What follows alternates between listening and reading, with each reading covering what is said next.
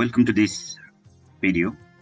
This is the video for improving our pronunciation skills. We all scholars are from different continent and we do have our own native language. So we are influenced by our own native language, even though we have to communicate with the scholars residing in the different corner of the world. We are going to focus on how we non-native speakers can improve the pronunciation skills and speaking skills. First of all, I'd like to ask the questions to Dr. Balkrishna Sharma. Isn't this module based on an outdated concept of standardizing our sounds and pronunciation? Because we are using English as a global lingua franca, is it not the job of listeners to learn to understand different varieties of world Englishes? Thank you for asking the question. I teach linguistics courses at the University of Idaho in the US, and throughout the years, I've learned that in educational linguistics research, we read that our goal is not to make anybody sound like a native speaker of, let's say, British English or American English, or we should not even aim to teach our students to be like someone else who they can never be. Because English has been a global lingua franca in the world, it is really important that we teach or we train ourselves to be able to understand as many varieties of English as possible, even if you have your unique and distinct way of speaking. And also, let's note 2 points first. First, learning and teaching of native speaker norms does not guarantee mutual intelligibility among global English speakers. What that means is even if you learn British or American English varieties and if you want to imitate the accent, it doesn't mean that those people who come from different language backgrounds are able to understand you well. And the second point to note is that being able to pronounce individual English sounds correctly does not guarantee effective speech, because there is more to the pronunciation of individual sounds and words, because there's a pace of speaking, intonation, tone, body language, and so on. But having said that, it doesn't mean that we cannot train ourselves to be able to speak English in an efficient, effective, and intelligible way. The first strategy I would offer is to focus on intelligibility and comprehensibility. So intelligibility is a linguistic term where you work very consciously first to make your linguistic units, your pronunciation, your word choice, linguistically, let's say, meaningful, but also understandable from a speaker point of view. And comprehensibility means, as a listener, you try to develop your listening skill to multiple varieties of English, and you can use different media or recorded authentic speech to develop these 2 basic components of developing your speaking skill. So in that way, the first thing is to develop your productive competence. That means being able to speak in an understandable way, and the receptive competence in multiple varieties of Englishes. And the second strategy is to develop your communication accommodation strategies. That means sometimes in an academic communication context or in other contexts, you are likely to encounter any of the world English speakers, not necessarily British or American. So what you need to do is to try to converge toward the speaker of that variety of English. So if you can adjust your speech depending on the educational background or the linguistic background, the cultural background of the speaker, you can better communicate your thoughts and ideas and messages. And also, more than the pronunciation of individual sounds or the words is the interaction or conversation strategies.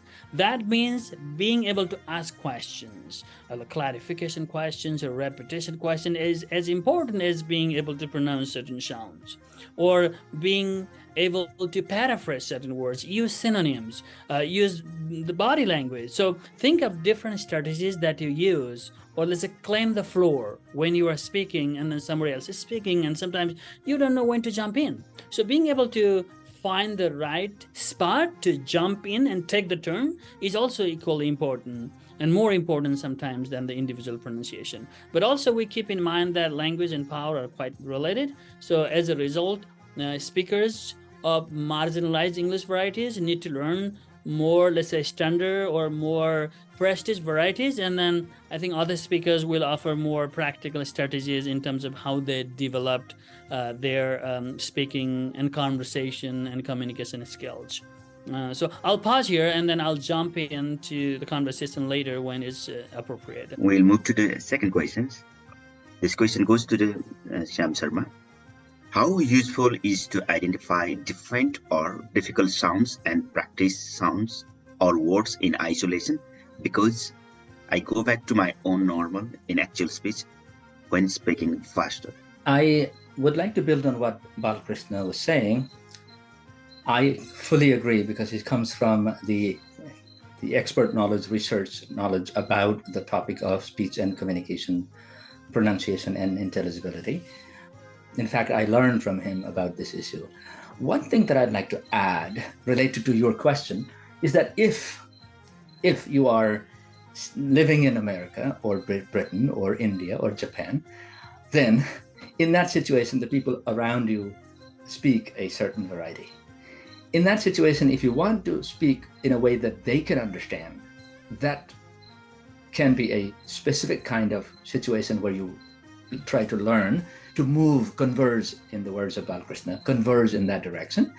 And how do you converge? Let me answer it that way. And I'm thinking that you need to converge halfway at least. Not that you try to fully converge, but you go at least meet somewhere in the middle, so that it's easier for your listeners to understand. Because communication has something called the communicative burden. The speaker carries half the burden, the listener carries another half, then communication happens. That's called, I think, negotiation, right? An accommodation too. In order to do that, the first thing that you could do is try to identify some of the sounds of a language, or let's say Indian English or British English, whatever you want to learn, if you want to learn it. These sounds can be distinct from your home language.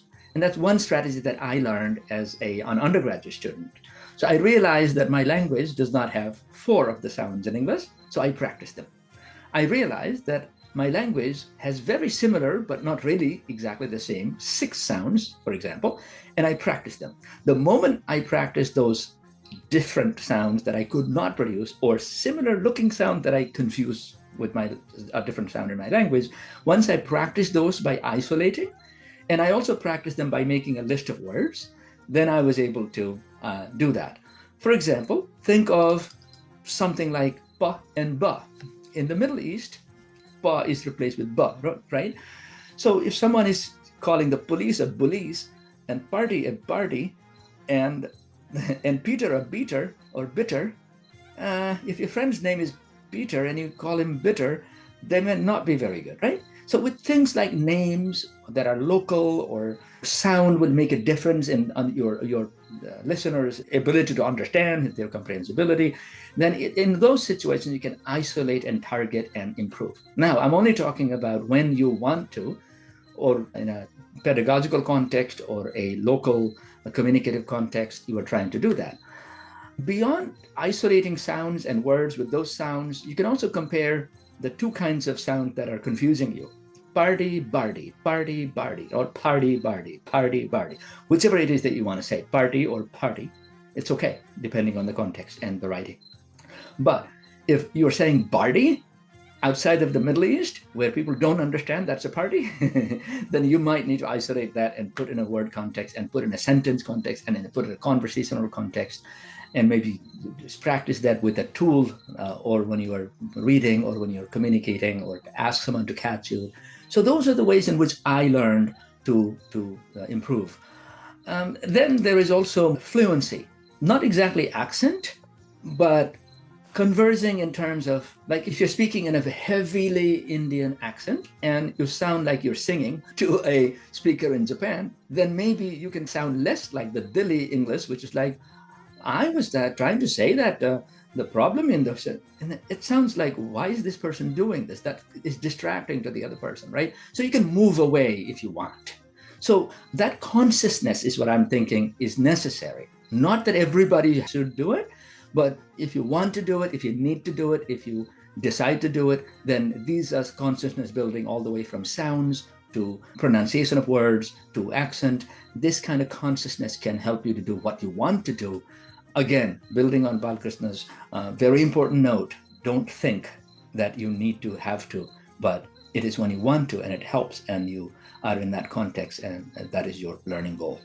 I hope these strategies are helpful for those of you who want to travel to Japan so that you are more intelligible in Japan, or travel to the UK and you're more intelligible in UK. But English is not just one static thing. If that was the case, then all the British people would have no problem, right? They could go anywhere in the world and they would understand. Unfortunately, if they go to India or Nepal, poor British people, they cannot understand us. They need to adjust. And so should we. We should learn to adjust. I think this is very interesting because our participants in this course are from around the world. So this is a good opportunity to interact and understand other kinds of English. So I think this will be a nice experience, which is not common. And I hope you can enjoy it and try to communicate and understand. Exactly. I lived in Japan for a year, and then I lived in Hawaii for 8 years, and I have many Japanese friends still. And then I worked with a Japanese professor for a long time in collaborative projects. And then one of the comments he made was, "Why do you speak so fast?" Like the Indian or Nepali English speakers. And here at the university, we have about 200 Nepali students and also many more Indian students. And one of the comments we get from our colleagues is, "Why do the South Asian people speak so fast?" So I think that's one of the comments that we keep receiving. And if we know that we speak so fast, then we can slow down our pace. That's accommodation. So That's accommodation is not necessarily being able to put on somebody's accent or dialect or just, adapt that style, but being able to modify your way of speaking so that you can cater to the expectations and needs and backgrounds of the speakers, which we can actually do in most of the situations. Yeah. And pronunciation in speech is a 6, 7, 10 dimensional game. It is not one dimensional. Just in case you're thinking, if I perfectly pronounce the word, it'll be enough. It depends whether the other person pronounces that way. It depends how fast you are, right? It depends on a lot of factors. So we're simply trying to highlight that don't over depend on one factor only. Try to pay attention to all factors. And if the pronunciation factor or the sound factor is keeping you from being able to communicate effectively to your target audience, then target that and improve it and converge in a direction that helps you and helps others. And we provide a lot of resources in this module for you to be able to do that. Most of us have settled in how we pronounce certain sound and words, even though we know the correct pronunciation in theory. What can we do to unlearn and relearn what we have practiced for years or even decades? How non-native speakers can improve right pronunciation skill within a short period of time?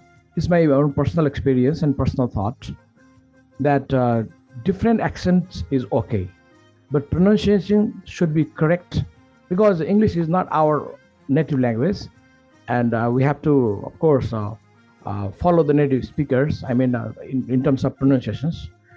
The question is, what do you want to be understood by a group of specific people of the specific country, or universally by a majority of the people who are either native or non-native? That's why we focus on standardized pronunciations. Of course, if we are working with like Japanese or like a Portuguese or other people of other countries, then we have to learn their native way of speaking. That's a different story. Definitely, I would choose the second one option, and the life is a learning process. And like since I assume that this video is focused on the scholars, educational scholars.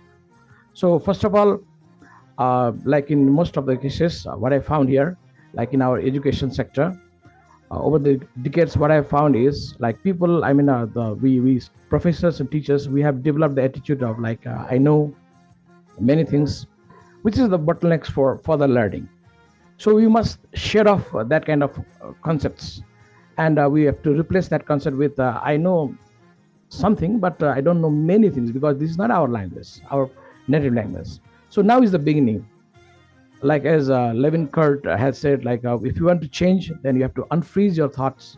And in that line, many of us in our country, I found that they have waived that pronunciation is either like, for example, if they pronounce correctly or incorrectly, it's just like either British or American English, which is not so in many cases.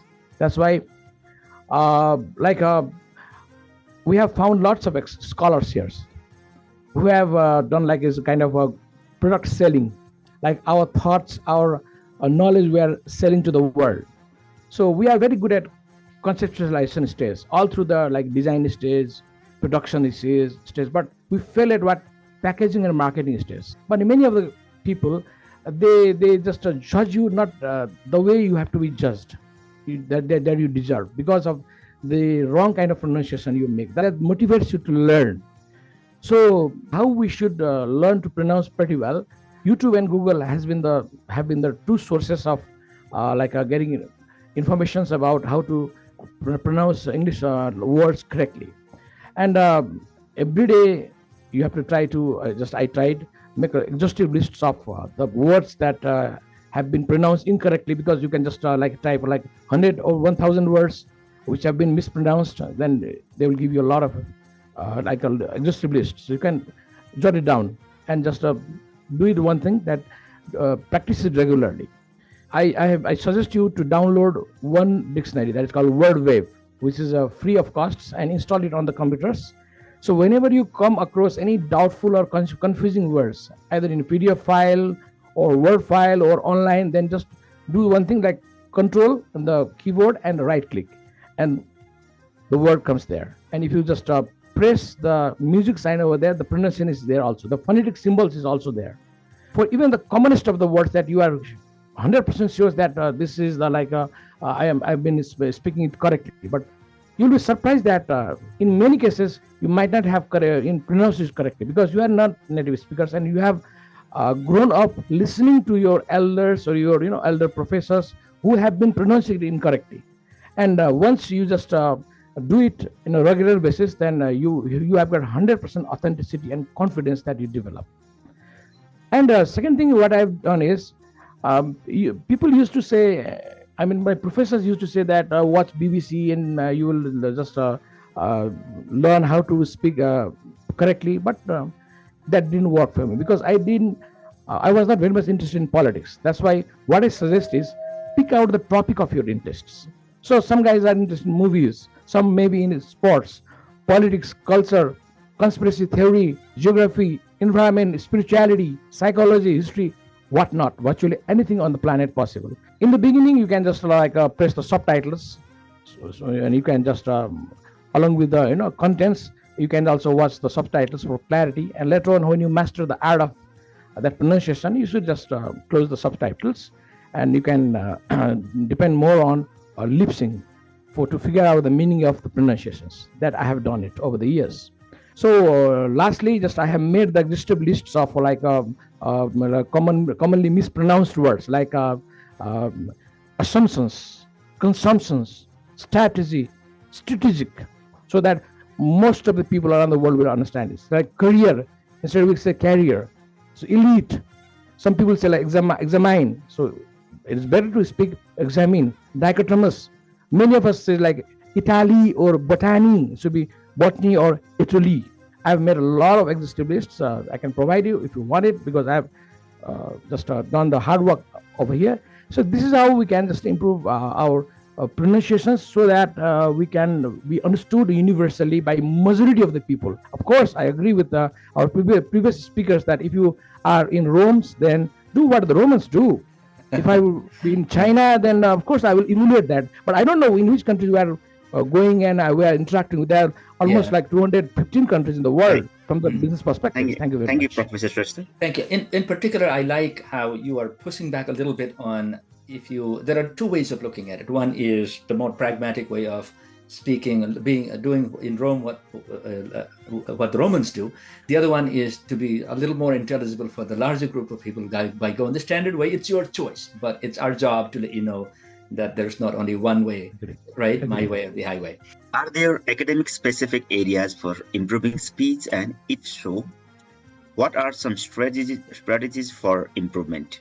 Thank you. In academic context, the aim is to effectively convey complex information while engaging your audience, which sometimes you need to explain difficult things, or you need to communicate some terms that are different from the common English. So this is one thing you need to take into account, and you can handle that by reading is one thing to learn more vocabulary.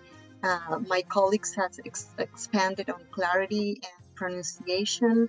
Other things you can pay attention to, and we are addressing that in Module 4, are vocabulary and diction, fluency and pace, audience engagement, nonverbal communication. This is very important because you don't communicate just with your words, but also with your body language. We can record ourselves. We can read aloud regularly, watch academic talks and lectures. You can take note of how speakers present complex ideas clearly. Those are certain strategies you can address that goes beyond what most people can do, because this is like our challenge is that this is an academic context. So we need to try to expand that ways of communication by reading, by listening to those concepts, by talking about academic or scholars topics. And this is very helpful if we want to improve our communication capacity. Would you like to add anything, Balkrishna or Dr. Shrestha? It's my, I guess, 17th year living in the US. And while I was in Nepal, I had this misconception that authentic English is something that's spoken by someone who is white. But coming to the US, I realized that we have this engineering and science departments, and more than 50% international. And then people speak standard academic English, of course, but they come with their own flavor. And the local students here in Idaho have to actually understand and adjust how they speak. So Dr. Shrestha was rightly pointing out, and then that struck me, there's a thin line, but there's a difference between having a unique and different way of speaking a language and mispronouncing or doing things in a wrong way. And then we certainly need to correct ourselves in saying things in a way that nobody in the world outside Nepal can understand, like say Italy for Italy, or think of any of the words that people tend to mispronounce. So I think it's really important that we tend to pronounce in certain way that is shareable or understandable by majority of the people in the world, but also the better, yeah. keep up our diversity in speaking, because we do come with our individual flavors and differences. So I think there's a way to strike a balance between these two. And as Dora was highlighting, the clarity does not come from only one aspect of it, like we have already been highlighting, right? Enunciating words with every syllable as you're practicing them. If you locate a word that, as Balkrishna was saying, completely wrong, that nobody else understands, then target that. Record and practice and improve. It's about conversions. Again, where do you want to converge? You cannot make the world converge to you. You can converge to the world. And the more people can understand, the better. I'm going to ask the last question of Balram. What are some new tools and techniques or technologies and strategies based on your experience for improving English on the speech side, on the speaking side? To improve the English speech, we can use today we have different types of softwares, free software such as Google Doc. We can also use the Grammarly.com. Likewise, we can go through the YouTube channels where we can get the different types of academic videos. Through that academic videos, we can also correct our pronunciation and the way of the pronunciations in the different particular places. Likewise, we can also add some dictionary, like our Professor Sanjay said, word wave dictionaries, which might be very useful for instantly develop our pronunciation skills. I can add something. I think I'm saying a lot of things from a theoretical and linguistic point of view, and it might sometimes be too technical for people who are from different backgrounds. There is a theory in linguistics and second language learning called noticing. Noticing is a theory. So when you watch videos or when you listen to podcasts, it's really important that you listen and understand the content. But at the same time, you have to be really conscious and aware of what the speaker is saying. So just watch it and notice it. Okay, how is the tempo? How is the stress? What's the pronunciation? And then the pronunciation of the words like strategic or particular. Like, just watch the way the speaker is saying certain words and try to repeat after that. So noticing is really important, because just listening to BBC or CNN might not help you. You may be able to understand, but from a productive point of view, you have to be able to notice things. That's And practice, really yes. important. And when I choose like TED Talk videos or podcast, and I watch this Nobel Prize winners panel discussion or something, and then I have the opportunity to hear all different types of people speaking the English language. So academic communication usually tends to be more standard because they share common norms and they are educated through standard language, but at the same time they come with different nuances. So if you choose to listen to different types of speakers in YouTube, there's a TED Talk, then you expand your linguistic horizon. So pay attention to, again, different types of English varieties, because if people think that, okay, if a white speaker is speaking and if the person is thinking, okay, that's how I say it, that's the most authentic way, and that's wrong, because English has been a global language today, not just British or American. So I repeatedly emphasize this aspect. Yeah, I was, for example, using different kind of apps in my experience. I was using Elsa Speak. To me was useful because, for example, there's this I've tried it. It's Odyssey very app. good. Yeah, you pronounce and she will correct you and say what percentage you are correct or not. And there are different kind of apps that you can use, and it has been helpful to me. And as you say, this is a very interesting journey, a global journey that we can, at the same time that we have our accents, we respect and learn how to listen other cultures, we try to improve our pronunciation to be understandable. Thank you to our experts and panelists for their wonderful experience and ideas sharing to our participants. And thank you for watching our videos. Thank you.